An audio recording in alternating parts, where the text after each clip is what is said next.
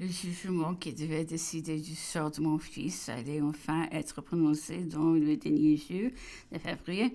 Jonathan dit l'issue avec une douloureuse anxiété à laquelle se mêlant quelques espérances qui menacèrent les bonnes dispositions des juges, mais j'ai pris pour vous que ce jugement était remis à 8 jours.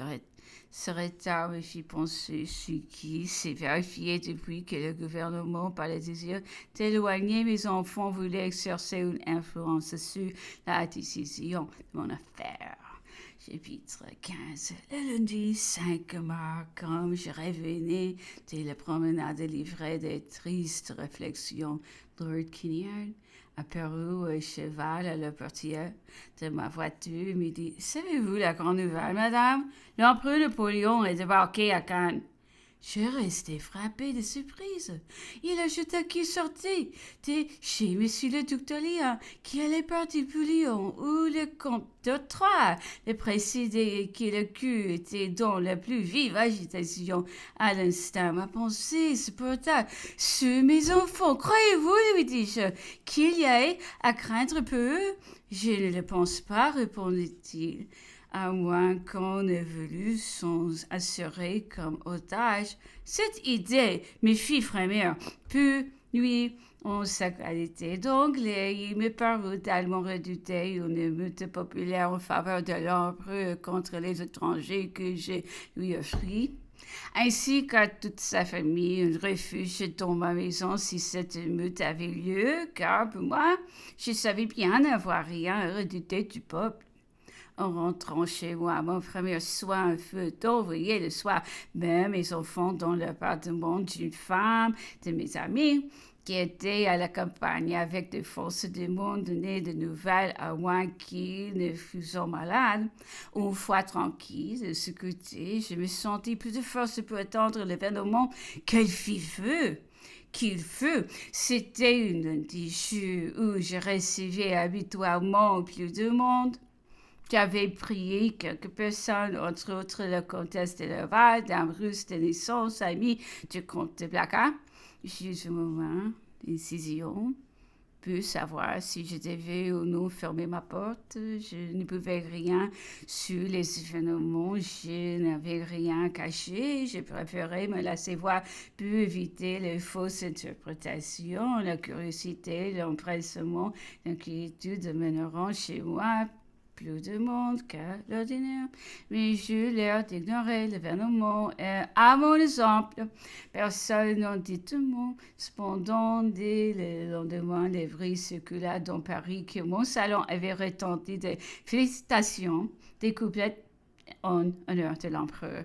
Ce fut pour le succès de son entreprise. On a même jusqu'à nommer les gens et on désigna entre autres comme auteur des couplets et comme présent à cette soirée M. Etienne, que je n'avais jamais vu de ma vie à quel point va l'esprit de parti des personnes qui étaient chez moi ce soir-là, à l'heure même, jusqu'à laisser se fortifier par une sorte d'aveu, un bruit dont elles connaissaient si bien la fausseté, dont elles créaient sans doute avoir l'air de combattre une calomnie qu'il était de si bon ton d'encourager la jeune Madame de Turpin, femme d'un chambellan, de ma mère, au sort duquel je m'étais si constamment intéressée, dit à Madame d'Artuzon, une de mes dames d'honneur, qu'on assurait qu'on avait chanté des chansons séditieuses.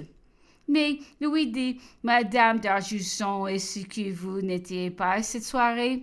Oui, répondit-elle. Eh bien, qu'avez-vous entendu? Rien, mais c'est sans doute quand j'étais sortie. Dans aucune autre circonstance, je ne m'étais trouvée au bras plus de sentiments divers. L'empereur réussirait-il? Échouerait-il? Quelle serait son sort? Quelle allait être aussi la position de la France? N'était-elle pas annoncée d'une guerre civile et peut-être d'une guerre tranchée? Et mes amis qui s'étaient prononcés le plus hautement contre les Bourbons seraient-ils en attendant à l'abri du danger? et des mesures arbitraires. Enfin, jusqu'à cette famille de Bourbon qui, j'aurais craint de voir devenir peut-être victime de quelques vengeances, toutes me troublaient. Monsieur de Flau, la relate et le duc de Versailles vinrent me voir tous aussi étonnés et inquiets que moi de cet événement tendu. L'habitude d'avoir vu si longtemps l'empereur heureux et habile nous le faisait déjà regarder comme arrivé, mais quelle allait être la suite d'une telle entreprise pourvu qu'il ne crut pas retrouver l'empire français tel qu'il avait laissé, qu'il peut se soumettre aux idées du jeu et renoncer aux conquêtes, dont d'autres instants nous doutions de la possibilité de se retuer les pensées, mais venez que M. de la Baudoyer se donne à son exaltation, se servait peut-être du nom de l'empereur peut tenter un mouvement. En tout cas, j'ai conseillé à ces messieurs de ne plus venir me voir et de rester tranquille chez eux pour ôter à la malveillance tout prétexte de leur nuire.